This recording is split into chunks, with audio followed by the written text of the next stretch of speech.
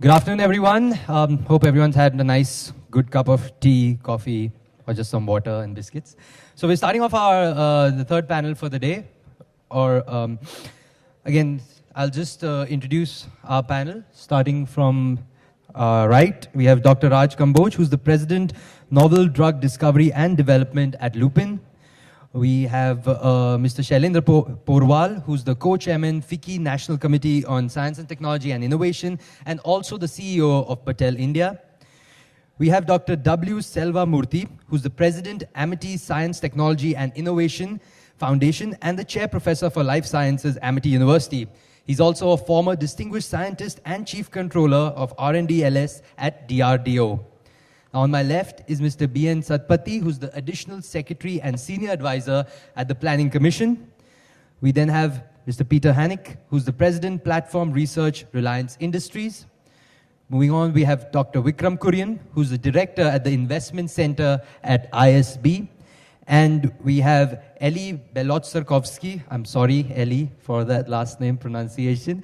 He's a director at the Economic Division, India and China, the Ministry of Foreign Affairs, Government of Israel. Also, retired Commodore J. Jeena would be joining us halfway through. He's stuck in traffic. I'm from Bombay. We're used to that. I don't know how the scene is in Delhi, but Bombay, we're always stuck in traffic. Commodore Jeena is the Director, Telecom Centers of Excellence India and the CEO of Telecom Sector Skills Council. All right, that's done, let's get this ball rolling. So we're here now, we're going to be talking about, the panel is called Creating Competitive Advantage Through R&D, the Best Practices in Innovation, IP Management, and Commercialization. All right, so let me start with Dr. Selva Murthy. You're on my Let me ask you the simple question, which we kind of touched upon in the earlier panel, but that's the base. How can academia boost innovation in young India?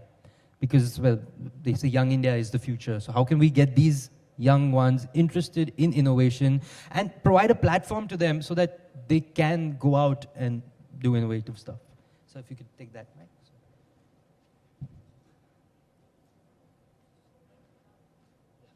Now it's on. Right, sir. Good afternoon. See, innovation has to become a culture. It starts actually from home. When you develop children at home, you need to allow them to have a divergent lateral thinking, not conformational thinking. So in fact, the innovation culture starts there. But when you come to university and academia, the whole pedagogy, the method of teaching, education, should drive them to learn, ability to solve problems, innovate, create new things. So that is what has to happen in the science and technology education in academia. Academia also must do directed basic research. A center which disseminates knowledge should also become a powerhouse to generate new knowledge. This is what the academia must be doing. So in our, to create that culture, the innovation culture, you need three entities. One is the academia to seed futuristic technologies. Then you need another R&D institution to translate that into a product, process, or a technology. Third entity is industry. So all these three important stakeholders, they should not be in silos. There should be an integrated approach to innovation, where all the three partners have constant dialogue and interaction. This is what is not happening in our country. Why not so much of innovation not coming in our country is that integration of these three stakeholders as one entity is not taking place. How do we make it happen? Yeah. Well, the first thing is the industry must develop a very strong linkage with academia. Not only to fund projects, they must actually ask, they must demand what the kind of material they require for as a human resource for the industry. So when the people are picked up from the campus, they are ready to immediately put on job, employ. So this is education oriented towards employment, education customized towards employment or occupation. This is not happening in our country. So when you pick them up from the campus, B.Tech, M.Tech, MSc, PhD, they are not really customized to the industry requirement. So this is one important linkage industry must do with academia, is to build that. So I'll go to the industry on their thoughts on that. Dr. Kamboj, I think your view first on that. Hello, good afternoon. So absolute requirement for innovation has to stem, as just been mentioned, from, there is a continuum theme of training which happens primarily in the universities, and then the continuum fashion, but ultimately the translation, how does the translation in an R&D setup, a global company like Lupin, what do we do to make sure that the innovative culture is maintained, and it's a continuum process. For us, what I would just add to the comment, what we do is we actually have programs with the universities. We take many of their students as trainees and add to their educational expertise, you can say the academic aspects. And then when they're ready, we actually look at them very favorably because they have had that experience. And I think more and more of that needs to happen.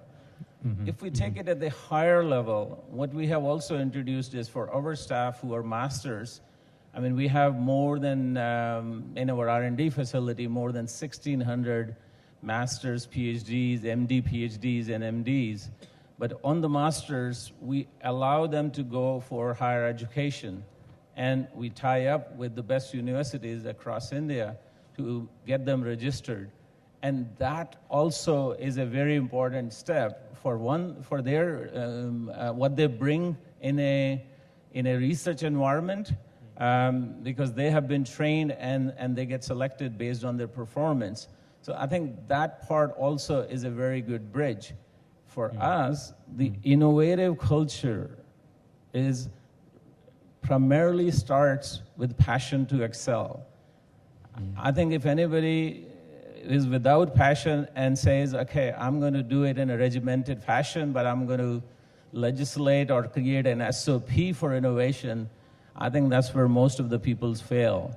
Because with the passion comes passion to excel, passion to drive.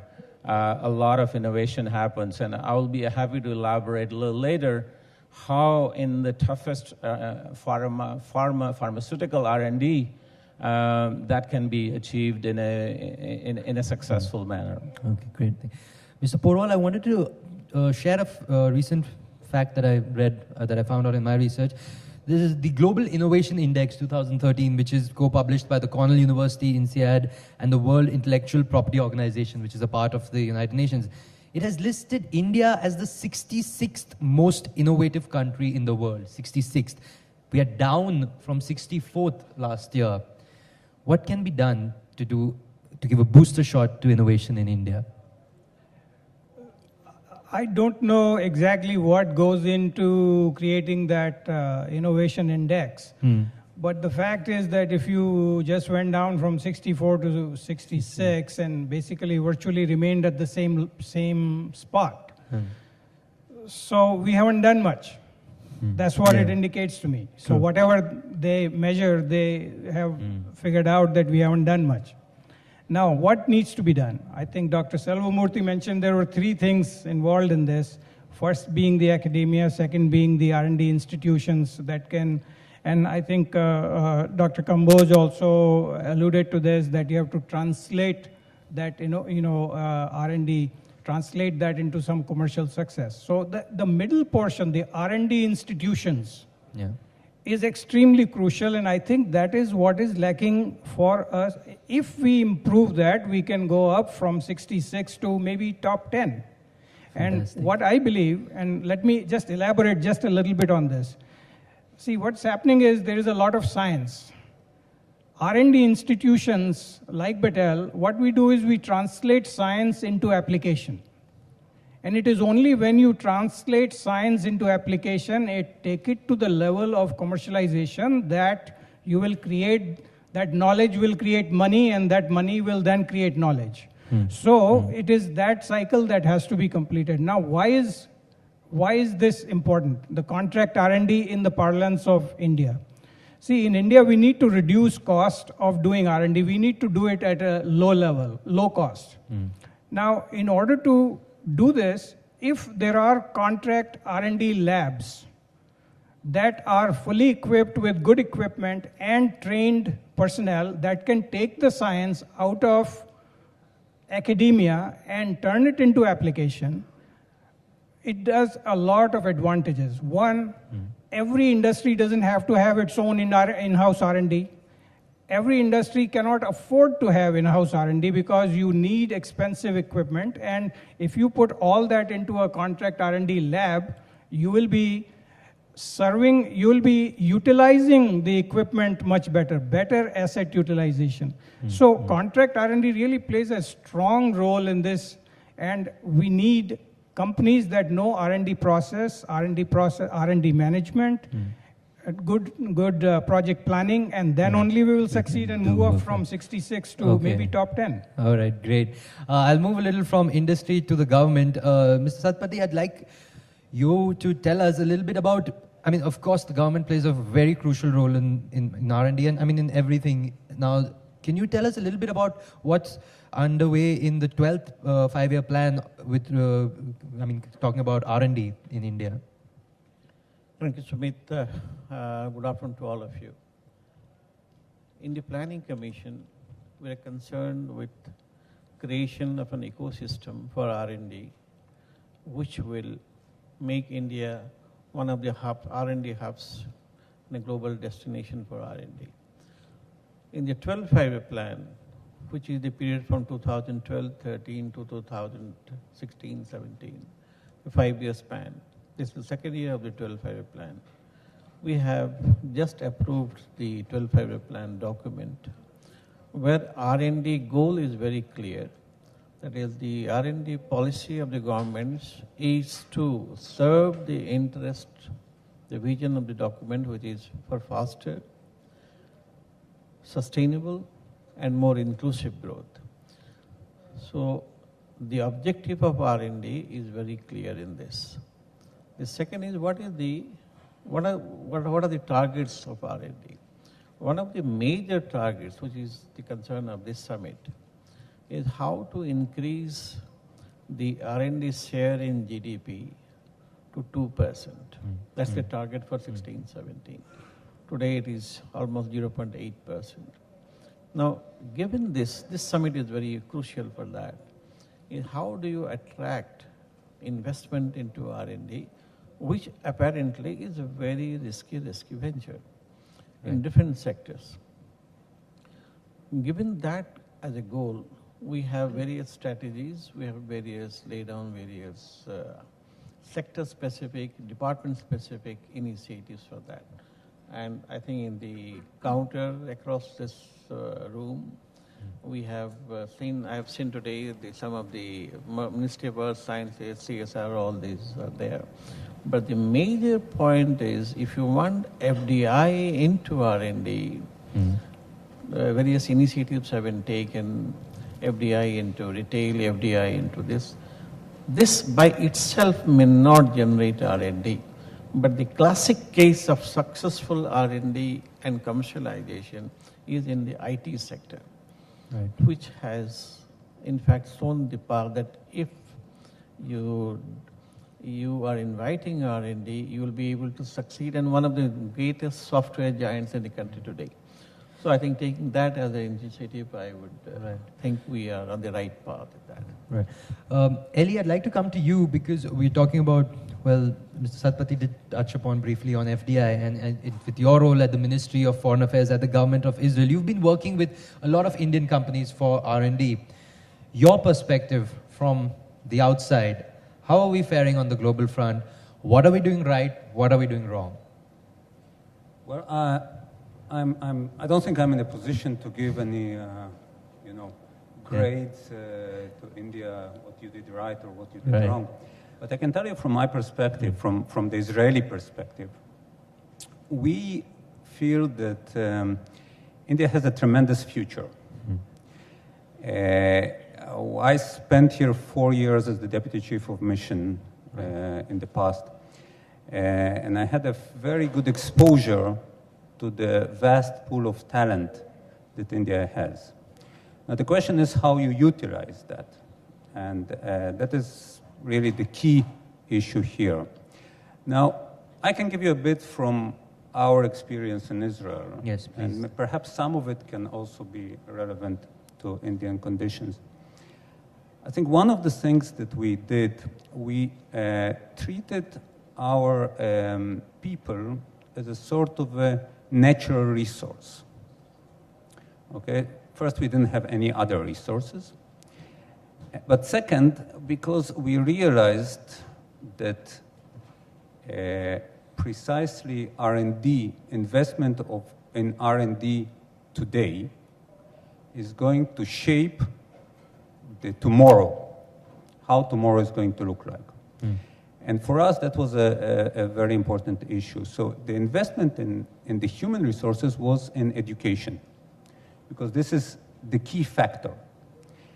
And one of the things that we tried to do, and this has been mentioned here also in the past, one of the things we tried to do was to create a link between academia and all spheres of industry. And not only industry, but also, for example, agriculture. Now, probably many of you know that Israel has one of the most modern agricultural systems worldwide. And this is because our farmers had direct access to scientists. Right. So, and when they worked on the land, they used the most advanced methods. So that's how, for example, drip irrigation, that is also widely used in India, has come. Right, okay. Peter, I'd like to come to you on this point. Ellie spoke about importance of HR. And you've just recently, I believe 18 months ago, come into India, living in Mumbai at Reliance Industries.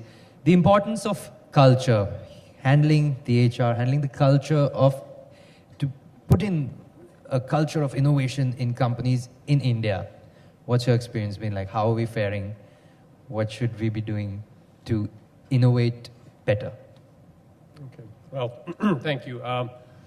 As you mentioned, I moved here 18 months ago. And shortly after I came, I hired a secretary. And I told her that, you know, you're working for an American, so you'll have to call me Pete. She said, yes, sir. I said, no, you don't understand. And what I found is that this deference is a part of the culture in India. And in some ways, it's a very wonderful part. You know, I'm called sir quite often here, and that almost never happens back home. But Dr. R.A. Michelker, who was one of the former directors of CSIR and works with us at Reliance, wrote a paper in 2005 called Irreverence in Indian Science, where he talks about Richard Feynman's observation that without irreverence, science can't really advance. So what I found culturally is that the Indian researchers will start out in a very cautious mode, deferring to their seniors, to the upper management. But with some small encouragement, they will begin to open up. And so there are things that we do at Reliance to systematically encourage that. Okay? So our department heads in research, we've redefined their role to be coach and mentor, to develop the skills in their group that are needed to do research.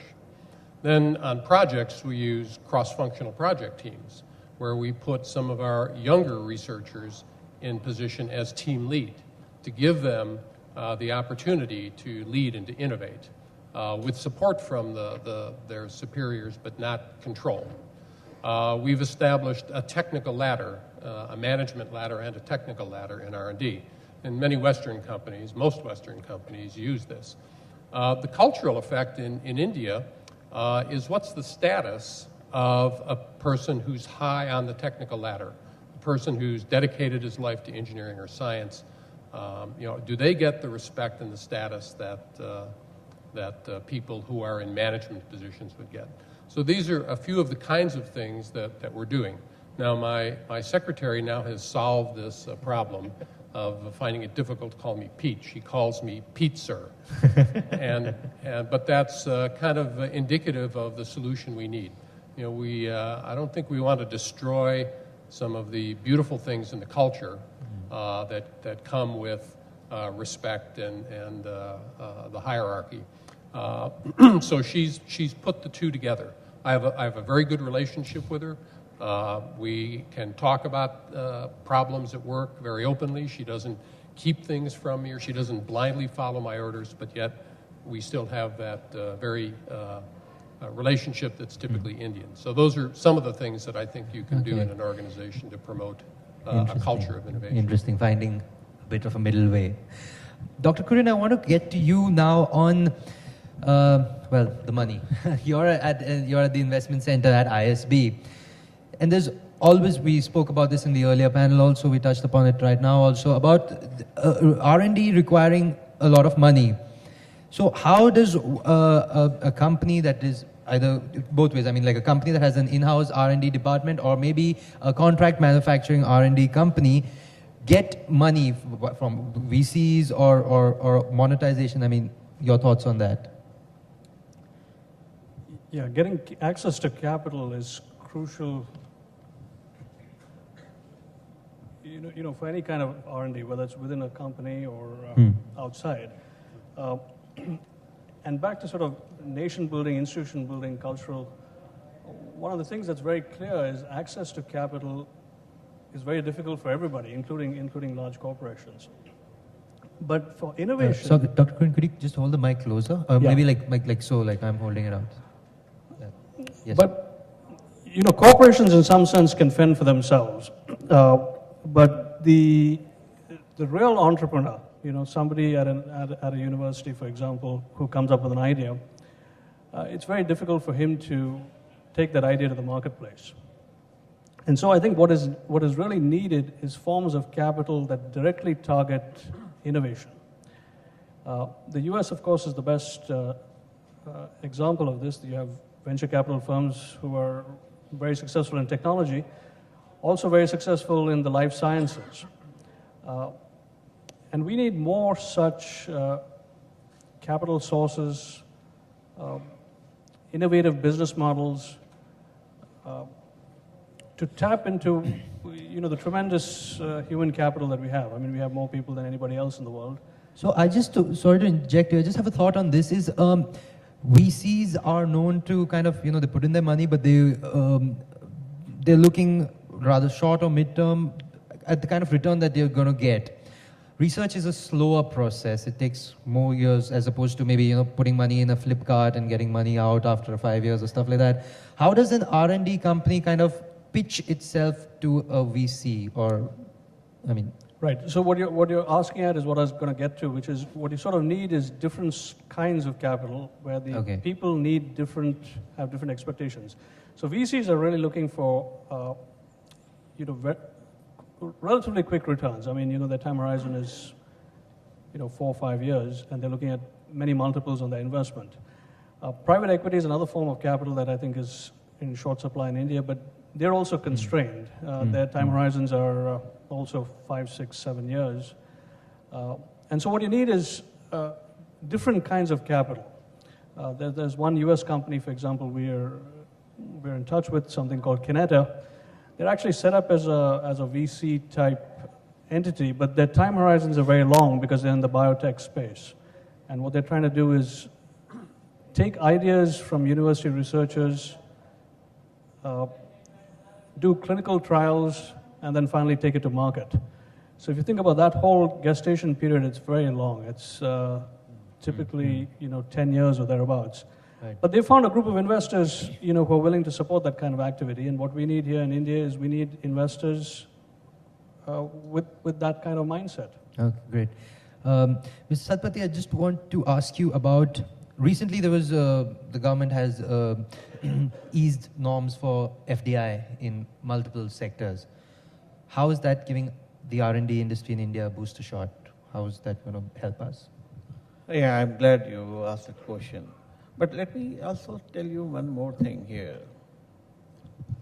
We are also exporting R&D and engineering services in the IT software. Right. And it's around 19% of the total exports of the software services exports is accounted for by R&D services, which is a very significant amount, and it's growing by leaps and bounds. The relaxation in FDI in telecom and other sectors. Telecom is a very exciting because that's one of the sectors which is growing, and growing by, it will continue to grow because the connectivity is a major issue as far as the planning convention is concerned. And there will be no dearth of funds in that. So FDI with 100% allowing in telecom is going to spur an immense R&D to that sector. And that's a very critical link as far as India is concerned in the entire goal of inclusive growth. Right. I think that will certainly welcome a lot of FDI into it. Okay. Peter, you had a comment?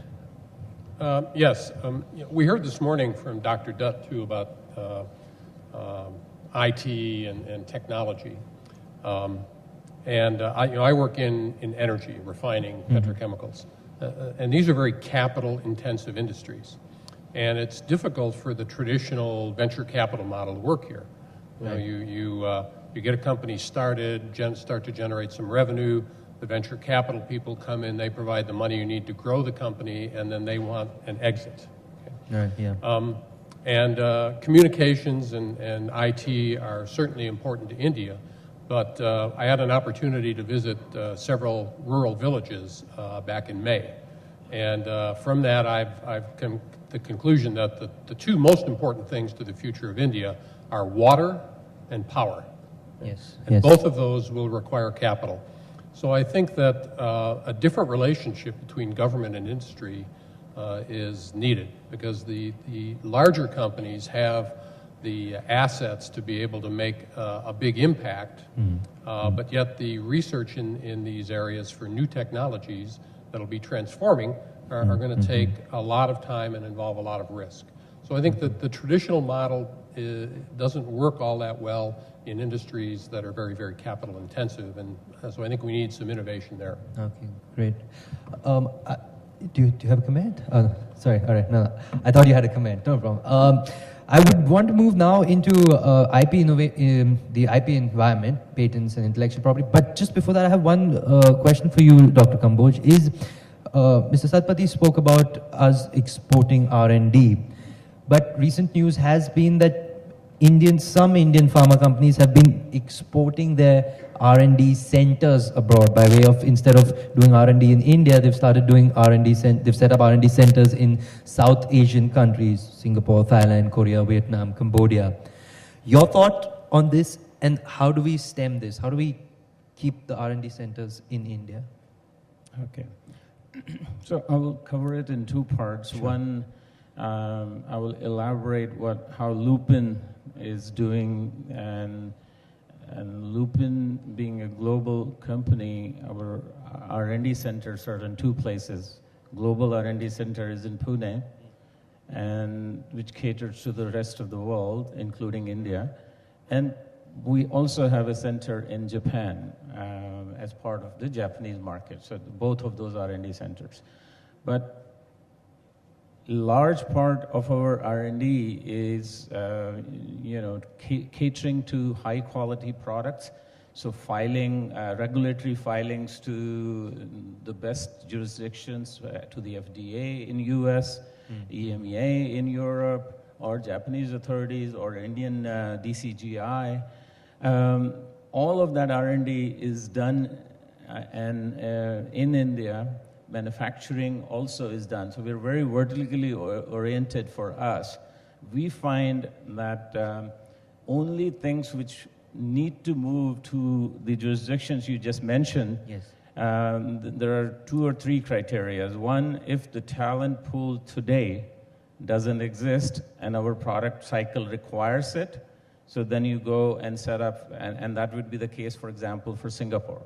Okay. But some of the other jurisdictions would be more of less innovative R&D, meaning a straight process R&D, which is driven by the cost.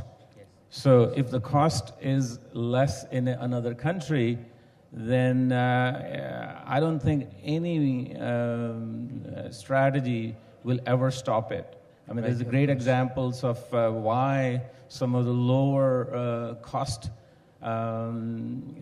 processes and manufacturing and some components of our R&D has shifted to China in a very large volumes. Yes. But the higher level of innovative R&D is kept in those countries. So India has to focus on higher and higher level of R&D in a relative scale. Okay. I give you our company example again, just to elaborate more.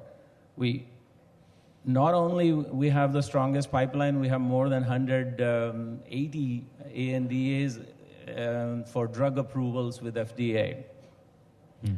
We also are now developing a pipeline of global products, innovative products, first in class, which requires a medical understanding of the disease and all of the basic sciences from concept taking and all the way clinical trials. As one of the panelists just mentioned, it takes anywhere between 10 to 15 years from concept, from inception to the marketplace. And actually the investment cost is high also. But a company like Lupin is able to do it because where we are focusing is higher and higher level of difficulty. Our innovative products are difficult to duplicate, and we're continually going to the higher level of innovation, not waiting that we will be competed out from the cost point of view. All right, great. Dr. Salvamurthy, you had a comment?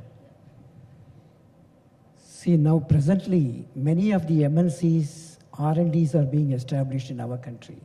There could be a few of those instances where they are looking outwards.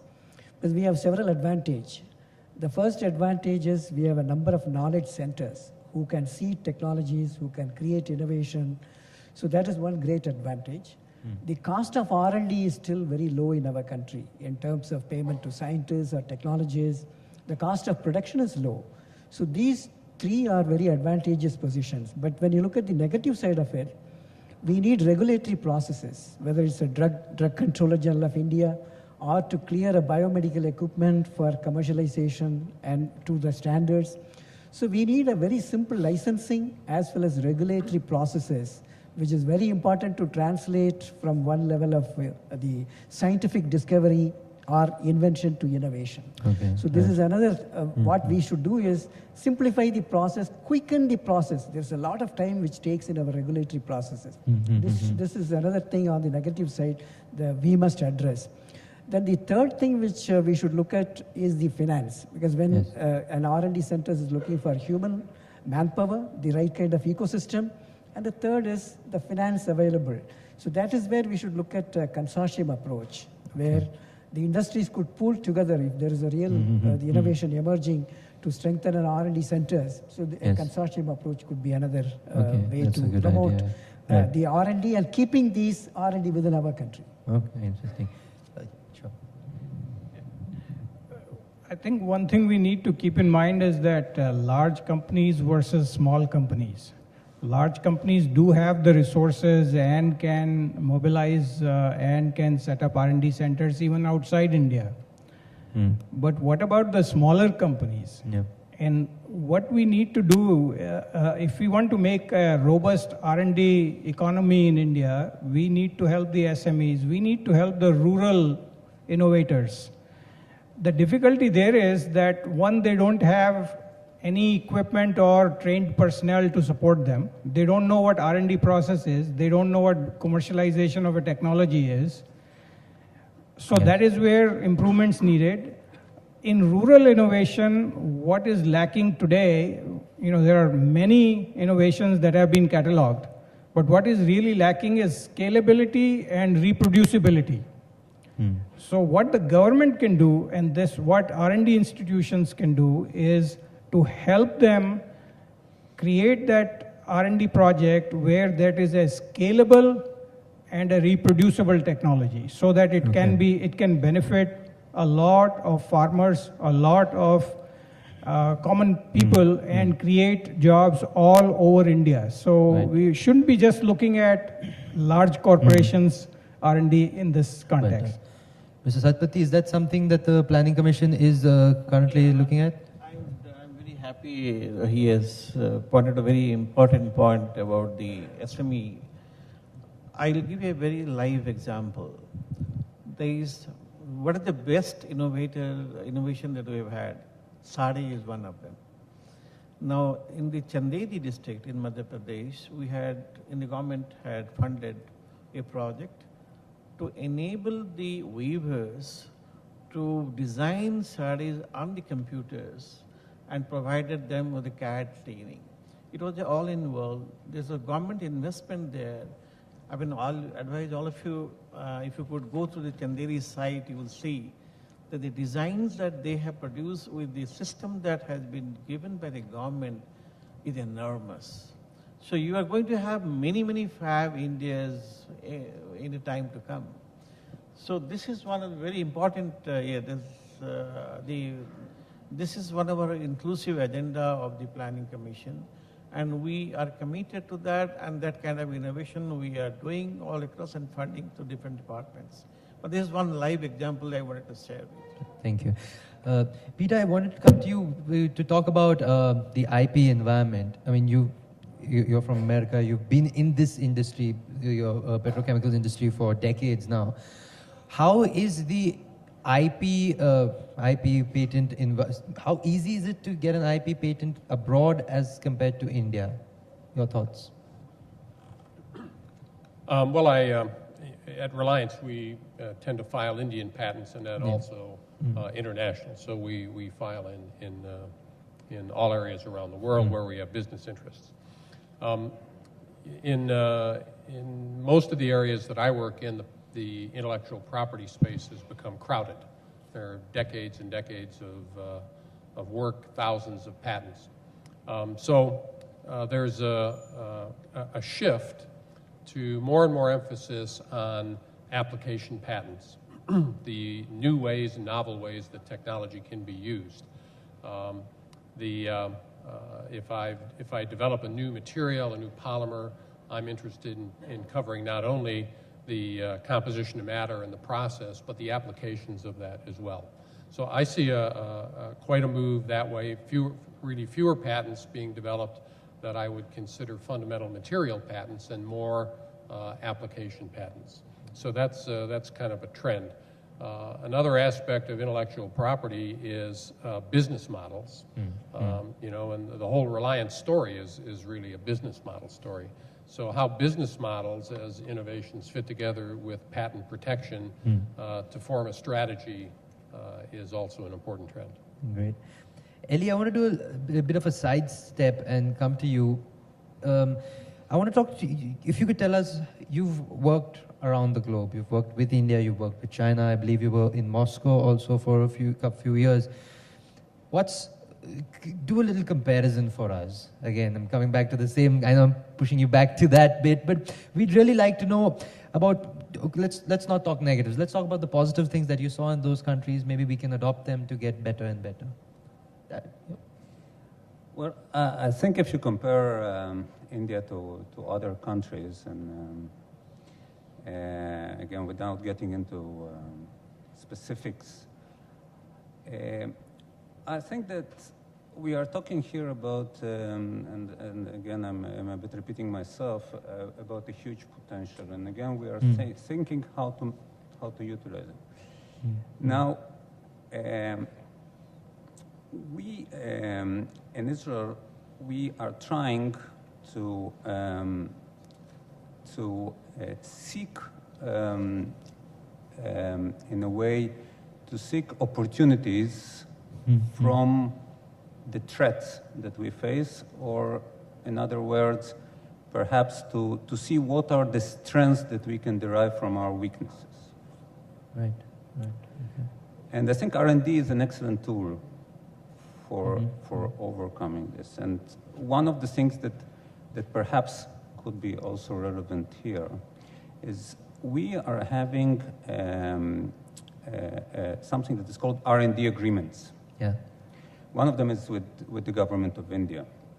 When we have an Israeli company that wants to do business with an Indian company, Yes.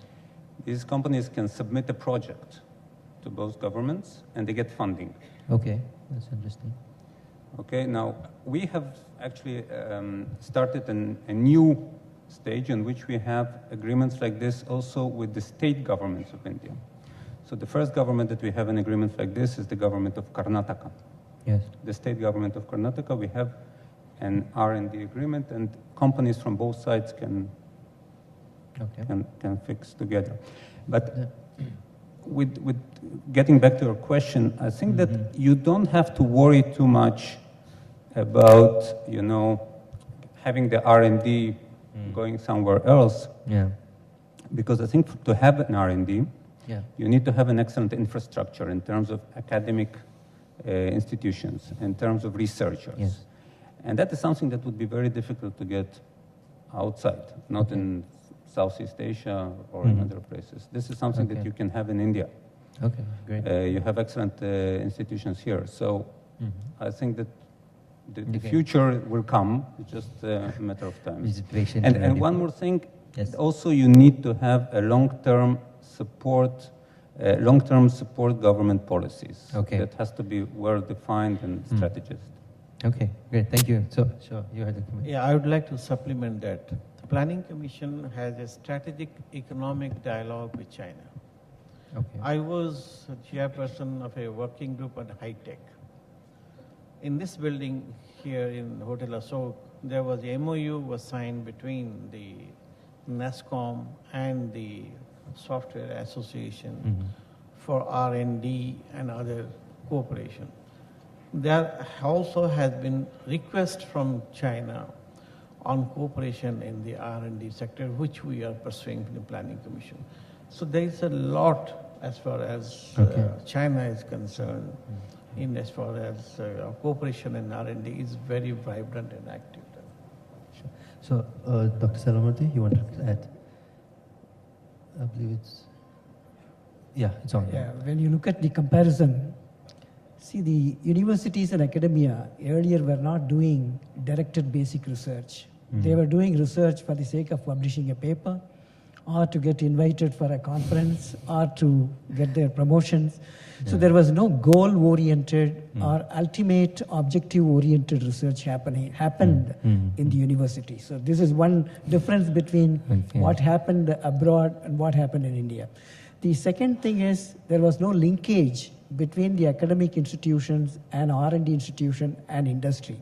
There was a very close networking in other countries, which was not happening. So this was another difference between. Then the third is the industry were doing either trade or they were looking at license production rather than investing in R&D, except pharma and to some extent in automobiles, which happened the investment in R&D. But in other countries, manufacturing sector and in different domains, the investment in R&D happened in industries.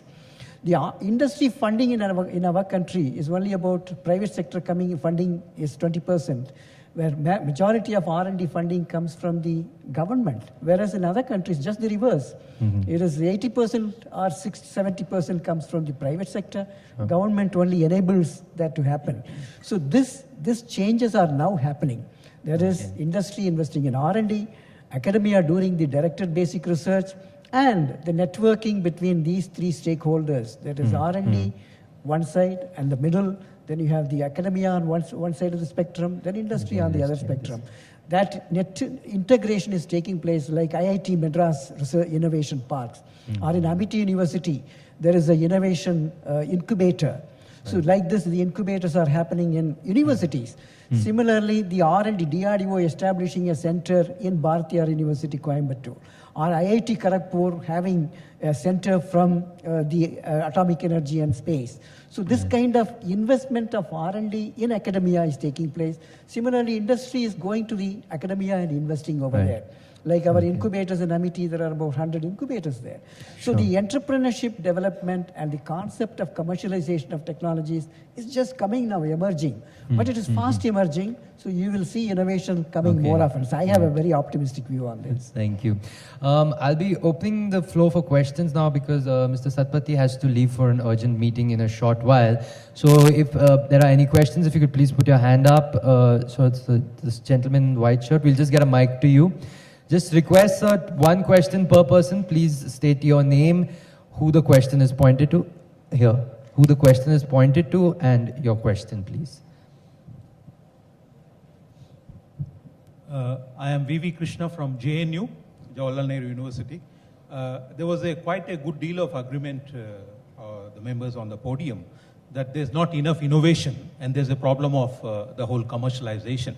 And Salvamurthy has rightly pointed out the three main actors of Indian national innovation system, the government, academia and the industry. But the thing is, why it's not happening is also we need to get into a little bit of the background. We have created something like NRDC, National Research Development Corporation. There are more than 15,000 or 18,000 technologies already transferred, but hardly, not even 10%, not even 6% have gone to the industry. We don't know why. They are just lying in the shelves. That's number one. Number two, Technology Development Board is there in the Department of Science and Technology, is doing marvelous work. Unfortunately, the kind of the cess Indian government collects in terms of the R&D and the import of technology, hardly 10% or 15% goes to TDB. One doesn't know why money is not being pumped into there. The third is what Salvamurthy himself is saying. It's the universities. There are 650 universities and 30,000 colleges. Hardly 3% of Indian R&D money is going to the universities. They're no research intensive. So how can you get innovation? Even if there are sort of, the universities are producing 50% of the scientific output, but there is not money. So how can you expect innovation from the universities? So with the kind of meager, dismal amount of money given to the universities. Thank you. See, the correction of this ecosystem is taking place now. The one is the lack of investment, critical mass of investment in R&D. Science and technology itself less than 1% GDP we were investing. But now the government has taken initiative to augment it, double it, or make it even 2.5% GDP. So this investment will primarily go to universities. Not only the public sector or the central universities or the state university, it will also go to the private universities. Ministry of Human Resource Development has made a very clear policy that the investment will go there. So the funds are available. It is only how do we tap those resources, and we take long time to process. I agree with you. Whether it's a TDB or it is a DST or DRDO or atomic energy, it's a long gestation period in processing. So we need to correct all the system. Only we have to correct, all of us have to correct the system. I agree with you, these are concerns which needs correction. Mr. Porwal, you had a comment? Yeah, I just want to say that simply creating databases of technologies that have been developed by national labs, that is not technology transfer. So no technology from that database will jump into the industry's lab. So there is a missing link. How do you take that technology from, let's say, the validation stage point to commercialization? And this is where applied R&D comes in, and I think we are lacking that. That is one major point I'm trying to make. And the other thing I would like to reflect upon the presence of MNCs, and we continue to say that so many 100 MNCs have set up R&D centers in India. Now, I look at it in a little philosophic way. I am one of those who has come back from US back to India. But when you think about it, when people went to MNCs to work abroad, we used to call it brain drain. Now today, our best and brightest are working for MNC R&D centers at high salaries, and that is virtual brain drain, because they are actually satisfying the objectives of that company. So how do you resolve this? My suggestion is, if you involve MNCs into solving India's national problems, so what the government needs to do here is to allow MNCs to participate directly into R&D problems of India and allow them and encourage them with benefits. Make sure that IP that is generated resides in India and that profits that are generated from that R&D are also residing in India. I'm sure many MNCs, for the pride of it, will participate in the India's R&D problems. That's an interesting thought. Just a couple of things. Mr. Satpathy has to leave, so any questions directed towards him? If ma'am, if you could just get to him. Inko mic de dijiye. My question too is BN Satpathy.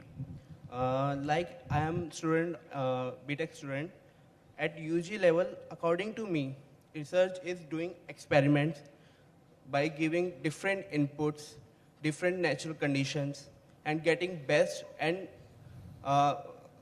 output at better utilization of resources. So why at colleges and schools, the percentage of practical work is so low? According, like I see, the practical work in colleges is 10 to 20% to the academic plan. So why not 50-50? I guess that's more of an academic question, I believe. Maybe if you could give a short answer to that. See, I mentioned about pedagogy, the method of delivering science and technology education in universities and colleges must change. We are really giving only classroom teaching rather than the learning by the students. This is where we should be more of interactive self-learning, e-learning, problem-solving ability to be created in the student. So the whole method of pedagogy has to change to promote creativity, innovation, which is not happening. As you rightly said, we give more of theoretical knowledge than practical. So when they go to industry, they're not able to solve a problem there. So that is where the mismatch... That is that gap between the industry and then you study, you do these degrees, but then you go to industry and it takes you months, years, couple of years to get into sync with what the industry wants. So, sure. Just a short comment. I'm aware that there are foreign universities that are very interested in coming and either starting programs in this country and helping cultivate that culture of R&D. So what happens is that we will not be able to cultivate the culture of R&D in 4 days by giving one small, let's say, conference session into a college. This will come through courses. This will come through senior experienced researchers and professors who have done this all their life. So again, Government of India has an opportunity to open, at least in some limited way, so that we can actually accommodate foreign universities to come and start that culture of R&D here. Right. So your question?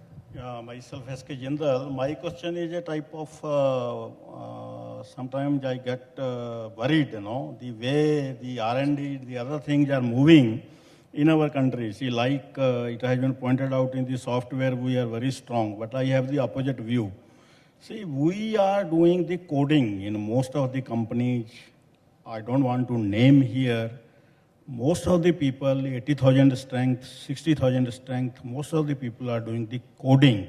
The actual, you can say, the algorithm work, the actual, you can say, the flow of the, you can say, the total process, that is not being done. This is number one. Number two, I want to link the software with the hardware. We are doing a little bit of software, no doubt, but the hardware we are totally missing. So which have been missing for the last 30, 40 years, and now also we are not waking up. See, our hardware capability is pitiable, I will say.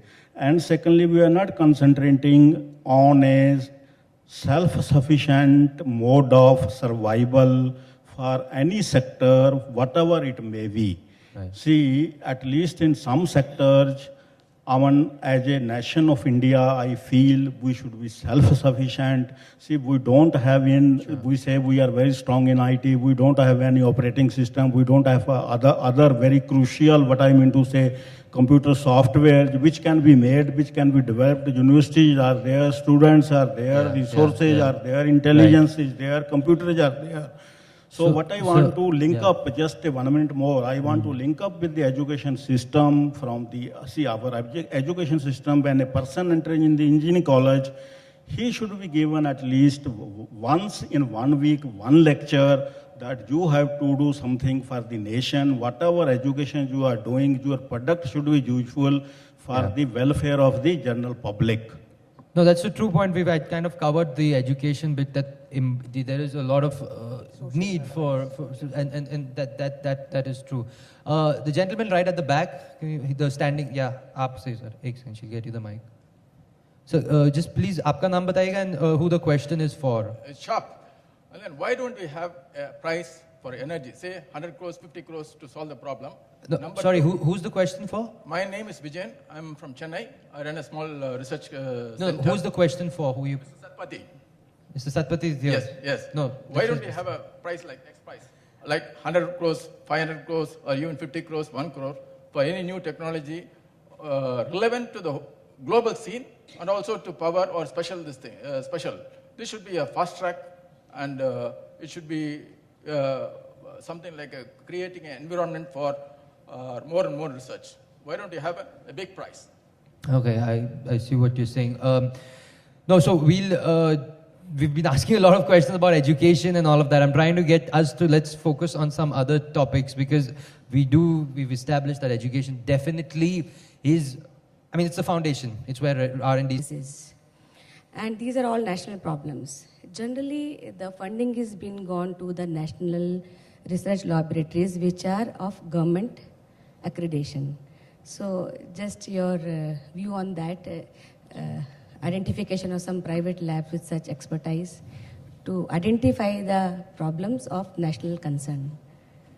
Yeah, it's a very important point. I would also like to address briefly the two questions which are there. You see, as I said in the beginning, in the Planning Commission, we are concerned in creating an ecosystem for R&D. But we do not implement projects or programs. They are done by the allocation of business rules. Different ministries do it. But a very important point he raised about the hardware, electronic hardware. Now here I would like to tell you that this is not from the Planning Commission point of view, but from the policy point of view. India is a signatory to ITA, that is Information Technology Agreement of WTO. Since that, then zero duty import was allowed for all electronic products. One of the reasons why the electronic hardware industry has not yet been able to survive that was ITA. But notwithstanding that, from the Planning Commission point of view, we have tried and we continue to try to make this hardware industry rise up and be competitive in the times to come. There are various initiatives are being taken by the Ministry of Information Technology relating to having a fab in India, huge investment FDI into the fab. Secondly, on an ecosystem for electronic hardware manufacturing. So all these initiatives are being taken now. So they will yield results in the years to come. I'm sure they will certainly yield results, and electronic hardware will be able to rise to the competitive level that we are expecting. Okay, great. Yes. We should inspect the hardware to start with, sir. I mean, at a national level. See, you are sitting here. This opportunity, I will not get time again. At least some labs should be opened, the mandate of which should be to inspect the hardware coming outside, whether it is good for use for the security systems or not. Okay, thank you. Last couple of questions. The gentleman there, ma'am, unko mic de sakte.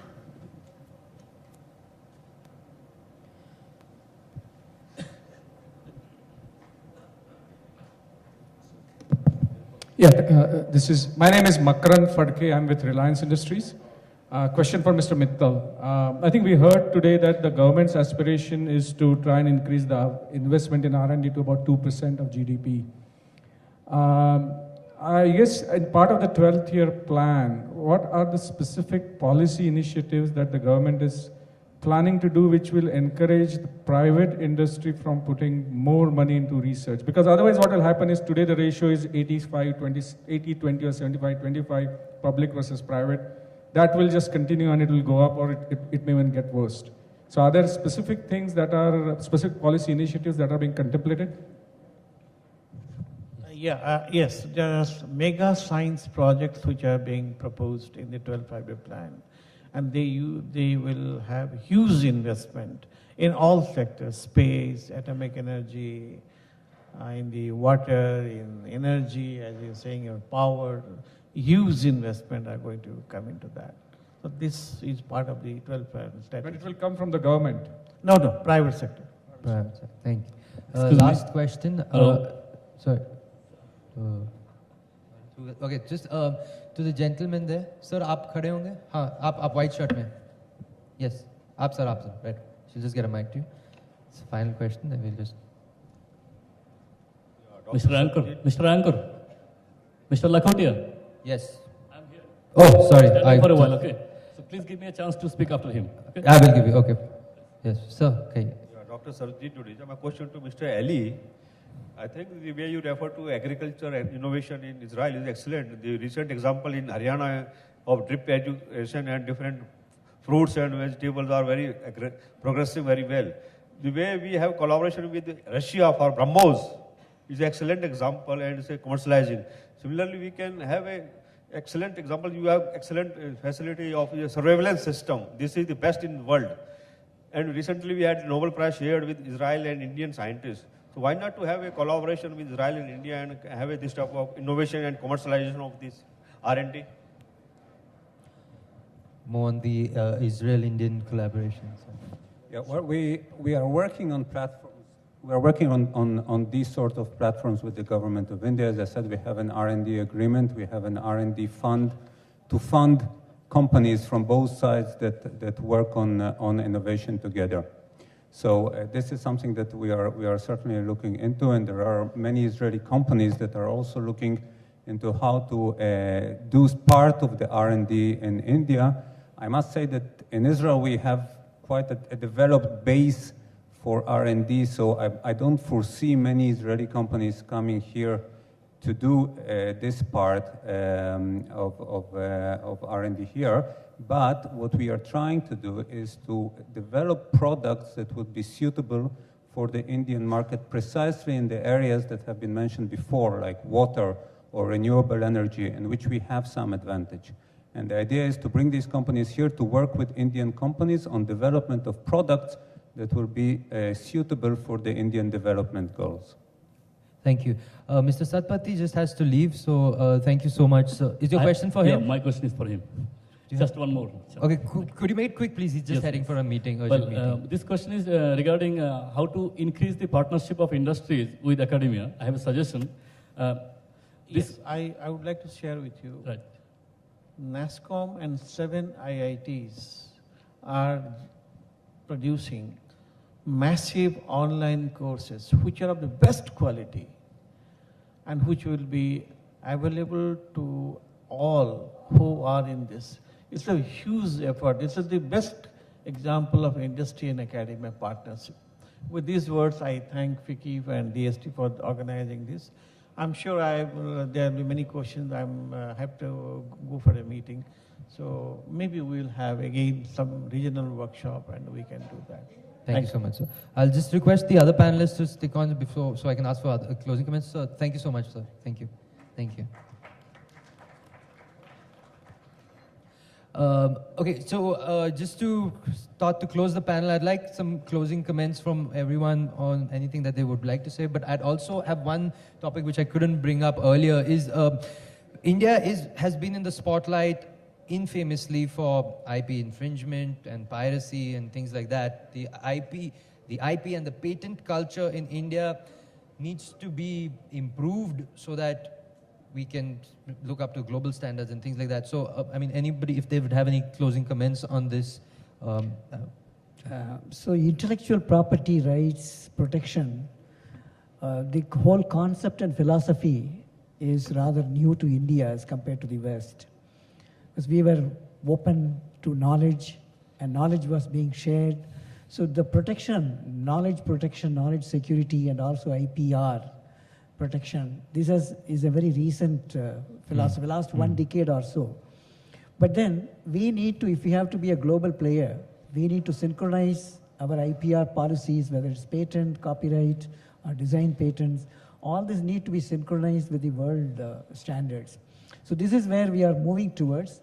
But then this evolution is a gradual process. You can't drastically change and bring in a overnight change in these philosophical as well as the whole mindset which is there in the Indian population.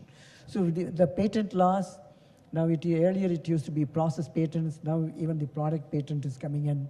So it is evolving to synchronize our norms and standards, Indian standards, with the global standards, which is very essential if our products have to be sold there, and also if we need to protect our own IPR in other countries, we need to follow the international norms. So the trends are moving in that direction. Great, great. Any closing comments from anyone?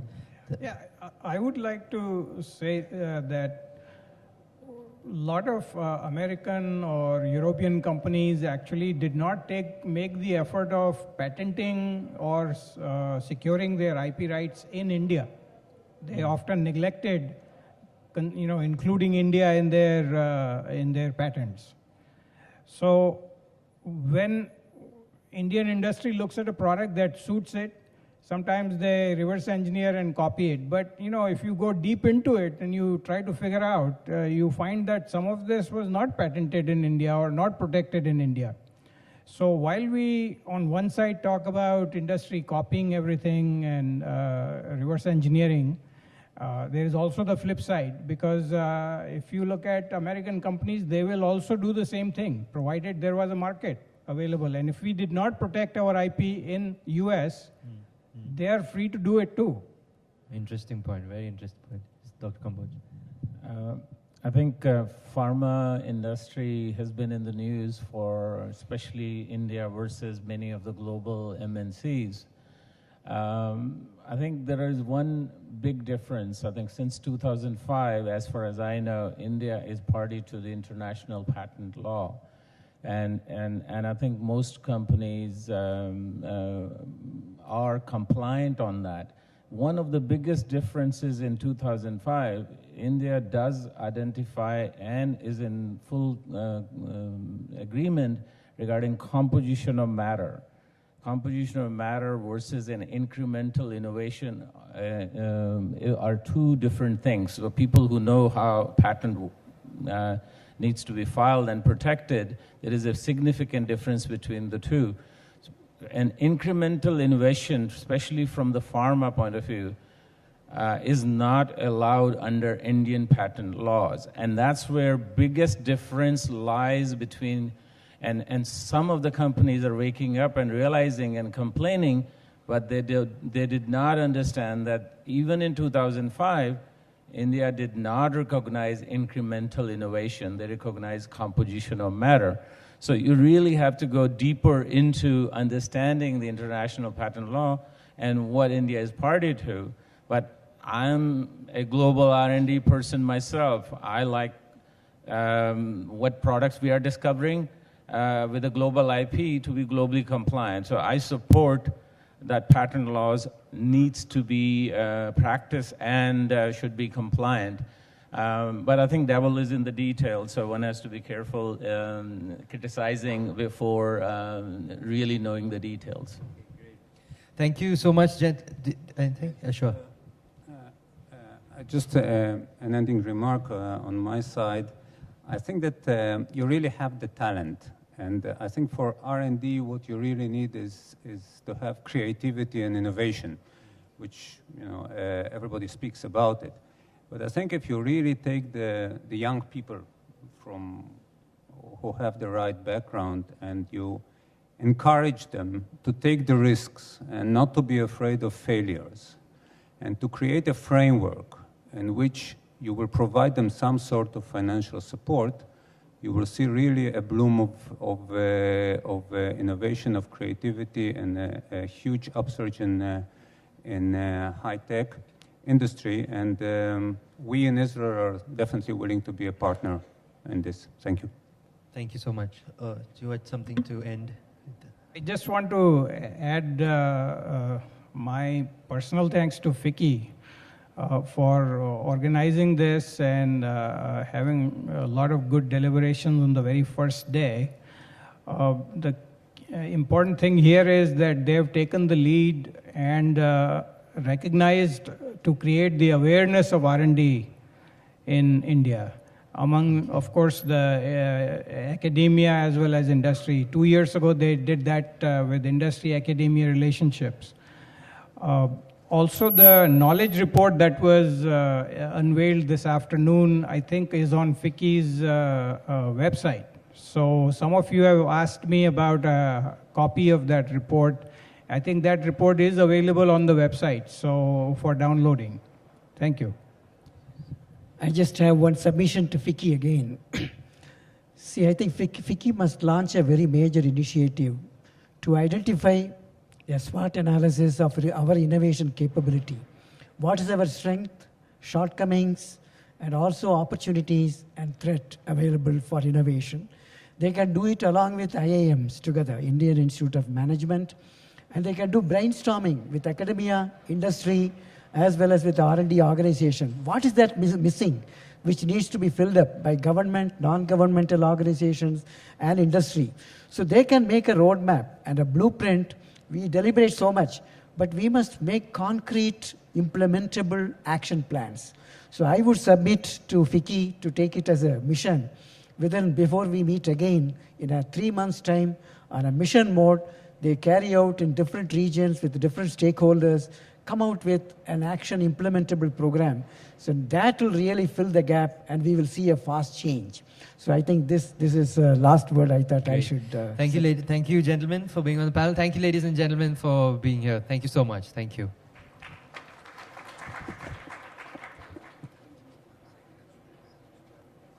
Yeah, thank you all the panelists. And on behalf of FICCI, I think we have taken note of the recommendations from the panels, particularly from Mr. Porwal and also from Dr. Selvamoorthy.